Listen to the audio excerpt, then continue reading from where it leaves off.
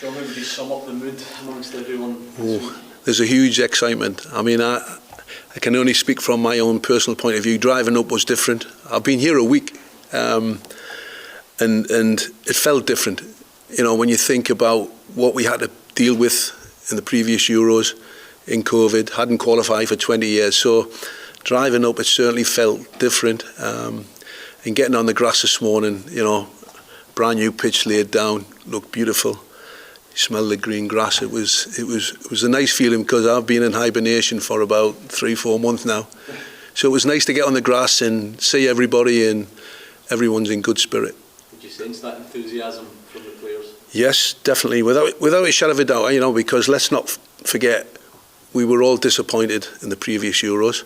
So there's an excitement there, but a determination to make sure that we try and do a lot better than we did on the previous occasion. So, yeah, there's excitement, but we've got to control that. The players who were missing from training, like Scott McTominay, Ben Doak and others, are there fitness concerns over them, or have they just been given a bit longer? They're just getting a little bit more time. A couple of lads, Stuart Armstrong and Suter, they did a little bit of work when we finished.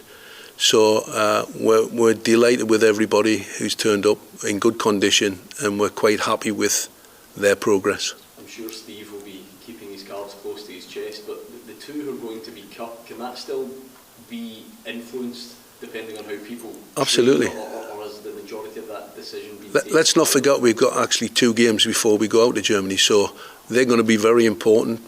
Players are going to get time on the grass and on the pitch, and it's an opportunity for them to stake a claim. You know, I mean, if it was me, I'd be so determined to make sure that I turned up on those 2 games and performed well. So there's an opportunity still there, you know, because we haven't made a final decision. Everybody has an opportunity, so let's see where it takes them. Is there a balance to be struck, John, between allowing the players to go all out to impress you guys and to put their seat in the plane, but then not to, you know, injure themselves, tire themselves out or whatnot? Is there a balance to be struck? I think there is, and I had to say it this morning. Just you know, enjoy what you're doing. Be careful. Don't do anything silly, because the last thing we need is losing any more players. You know, we've lost 3 or 4 top players for us, and we can't afford to lose any more. So we want Steve to have, and myself, because I'm involved in it, a difficult decision to have to leave 2 players out. So if that happens, it's because everybody else is fit and we've not picked up any more injuries. So it is a fine balance. You've obviously been in discussions with Steve a lot about the 28 and obviously the 26 that will come of it. What's been the last 3 or 4 months been for you?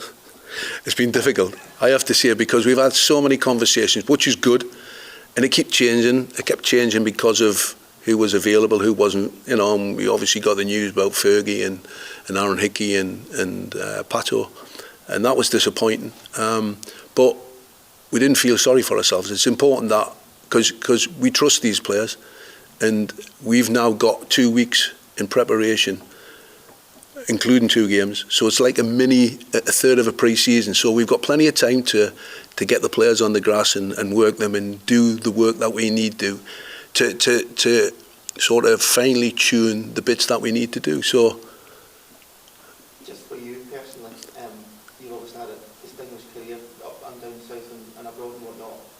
How great is this for you personally to be involved in? What does this sit for you? Well, if you think about and we'll talk about the first game in particular in the Allianz, you know, 85,000, I think it's 85,000 people, and that's going to be up there with the highlights of my career.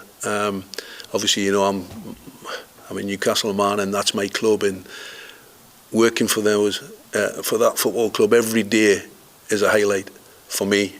But this has got to be up there, and something I'm really looking forward to. But I'll be controlled because of my experience of the previous Euros. You know, it was different. International football is different, and certainly the previous Euros was different for me because I'd never experienced anything like that. Because there are things that are done differently, but I've learned from that, as hopefully the players have. So looking forward to that first game, but controlling my emotions and staying focused. You touched on that there, but is there a feeling that this whole squad, this whole setup, every player, even Steve and yourself, they're a lot more involved since the last year? We're coming into a completely different squad. Absolutely, yeah. One that's ready to go to these knockouts. Absolutely, because we said at the time, the more caps these players get, and I include us in that, the more experience we get in dealing with situations. And when you think how early we qualified, we win the Nations League, so we've had a good run lately, but we've also had a few defeats of late. So we need to get back to winning ways. We need to get, we've got 2 games, which are big games for us, good preparation games, but we need to get back to winning ways because we need to go into the tournament. Because normally, when we went into the last tournament, we actually had a good run of games and we're in good form, and it does help, it breeds confidence. But what I will say is, in those games that we didn't win, the tough games, we learned so much. As a staff, what are the biggest things that you learned at the last Euros that you can take into this one to try and get a better result and get out of the group? As a staff, I think I can talk about myself because I know what I learned from it. I learned that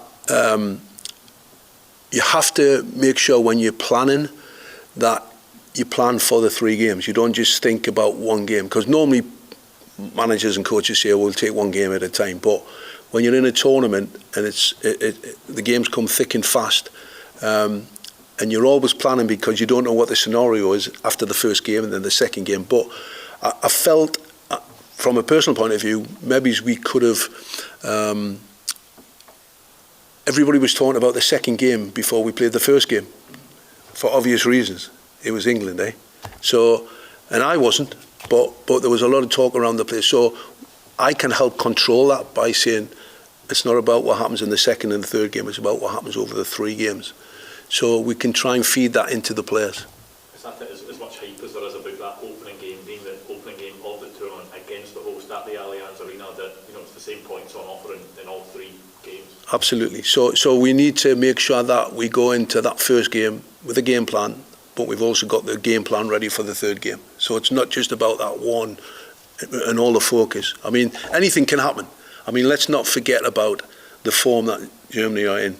Bringing back Toni Kroos has been huge for them. And I've seen a massive uptake in how they've started performing. And let's not forget, when they go into tournaments, they seem to find this form from nowhere. And they're a very, very good team. A very good team. So we're not...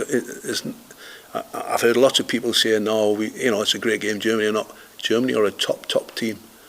And we're going to have to be at our best to compete with them. So it's our jobs to make sure that we are. You mentioned the fact that a lot of the players are a lot more experienced now, have a lot more caps now, but the fact that there are a couple of uncapped players in there, you look back to the last Euros and some of the younger players that came in and made an impact out of nowhere, realise it's exciting that Absolutely. Billy Gilmour was a great example of that. He's a young lad, he came in and look where he is now. Fantastic. So we're hoping that 1 or 2 of the younger guys will do that. For example, Ben Doak, who nothing phases him. Obviously, he hasn't done any training today, but nothing phases him. He's come into the group. He's fitted into the group straight away, which is quite amazing, because I remember when I was a young lad and I went with the first team for the first time and I was petrified. He's come in, he's fitted into the group. He's like he's been here 10 years. So if we have to rely on him and he has to go on and perform, we don't fear that he's going to let himself down or let the team down. He'll gain from the experience, just like Billy Gilmour did. John, what does Doak add to the squad that you don't have elsewhere? Well, he's different because he has pace. We have a really good team, we have a good squad, but we don't have a great deal of pace in that final third, and against the top sides to try and open something up, he might just do that. We have a different, we've adapted the style of play because of the players we have, but he is different, and he could come on as, with 20 minutes to go and just do something special that can get a point for us or 3 points. So we know he's going to give us something different. And do you think that was something that was missing in, for example, the Northern Ireland game? Well, in fairness, against Northern Ireland, we didn't have any forward runs, we didn't have any forward passes, we were quite happy to keep possession. And again, that was a good learning point. It was a good, playing against a low block is a good experience, because that might happen in the Euros. And we now know that we have to do a little bit of preparation on playing against the low block, because it might be the way of winning a game and breaking a team down. John, you talked about getting the team into a position where they can compete with this rejuvenated Germany. How do you do that? Well, we'll sit down and we'll talk about a game plan. We've done a lot of preparation work on with the video analysis guys, and we've looked at a lot of things about how Germany play, for example, and how we can break them down, how we can stop their strengths. So, and again, I keep going back to the 2 weeks. We have preparation time on the grass where hopefully we can set something up that, and the players, the one thing about these players, if we ask them to do something in a game plan, they stick to it, which is good. So we have that preparation time, which I'm not going to tell you how we're going to play or what system we're going to play in that, because it doesn't make sense. But we'll have it, you know, we should have a game plan ready to go. And in these two games coming just now, Gibraltar and Finland, the uncapped guys, are you planning to use them? Well, I think the majority of the group will play in the two games. That's what we spoke about, because it's about giving them some game time as well. And obviously we've got one or two lads in there that we need to see play as well, and prove their fitness. So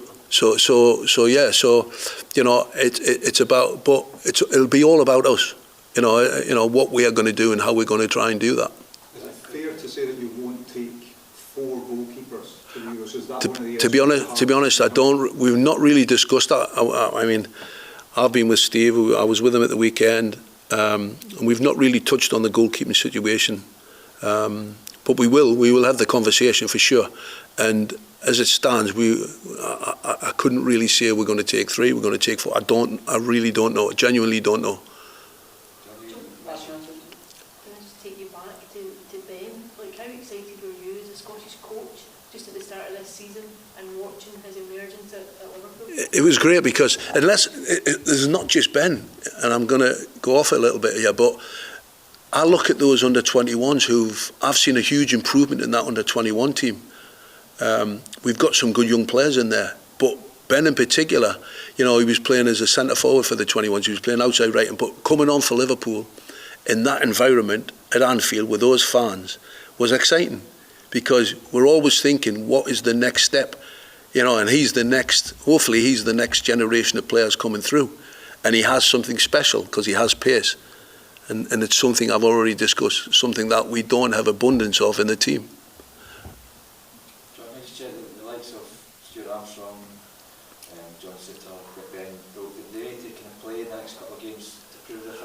Well, hopefully, both Stuart and Suta, they both trained after us today. Looked really good. Looked like there was no issues. Obviously, Ben and Scott McTominay did their own stuff today.